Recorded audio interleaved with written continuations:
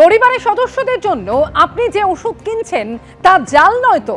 অসুখ সারানোর জন্য বাড়ির লোককে যে ওষুধ আপনি খাওয়াচ্ছেন তাতে বিপদ আরো বাড়ছে না তো? কলকাতায় পর্দাফাঁস হলো জাল জীবনদায়ী ওষুধের চক্রের। উদ্ধার হয়েছে প্রায় 6.5 কোটি টাকার জাল ওষুধ।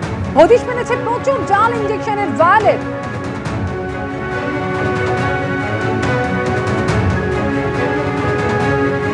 জাল ওষুধ চক্রের এবার হদিশ মিলল এবং প্রায় 6.5 কোটি টাকার জাল ওষুধ উদ্ধার হয়েছে।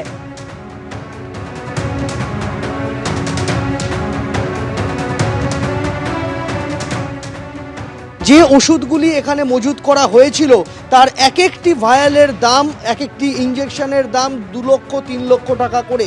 এত দামি ওষুধ এখানে মজুত করা হয়েছিল। এখনো পর্যন্ত তদন্তকারীরা যেটা জানতে পেরেছেন যে তারা সেই সমস্ত ওষুধগুলি নিম্নমানের জাল ওষুধ। অর্থাৎ এই প্রশ্নই সামনে আসছে যে যে ওষুধ আপনি আপনার পরিবারের সদস্যদের জন্য কিনছেন সেই ওষুধ জাল নয় তো? 6.5 কোটি টাকার জাল ওষুধ উদ্ধার হয়েছে এবং যে গোডাউনের ছবি আপনাদের দেখালাম সেই গোডাউন থেকে উদ্ধার হয়েছে নামি দামি ব্র্যান্ডেড ওষুধের কোম্পানির প্রায় 300টি ফাঁকা বাক্স, 400টি লেবেল উদ্ধার করা হয়েছে। আর এখানেই প্রশ্ন তৈরি হচ্ছে, তাহলে কি এখানেই জাল ওষুধের প্যাকিং হতো এবং তারপর তার নামি ব্র্যান্ডের ওষুধের বাক্সে ভরে তার সাপ্লাই হয়ে যেত অন্যত্র এবং অনলাইনেও এই ওষুধ বিক্রি করা হতো বলে সূত্রের খবর।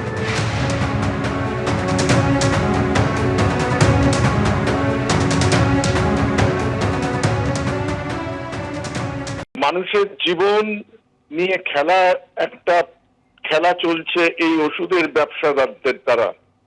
এই ওষুধ যারা খাবেন তারা তো আর জানবেন না যে কতখানি বিষ তারা পান করছেন বা খাচ্ছেন।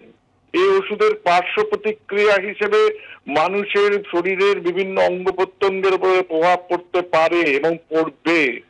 মানুষের পকেটে যেমন টান পড়বে, মানুষের স্বাস্থ্য খারাপ হবে আরো বেশি। এবং যে কারণে এই জাতীয় ওষুধ আমি জেনেছি যে এর মধ্যে অনেক ক্যান্সারের ওষুধ, ডায়াবেটিসের ওষুধ, যা অত্যন্ত কার্যকরী বলে দাম অনেক বেশি বলে বাজারে প্রতিষ্ঠিত হয়ে আছে, সেগুলো কম দামে লোভ দেখিয়ে নকল ওষুধ, জাল ওষুধ বাজারে ছাড়া হচ্ছে।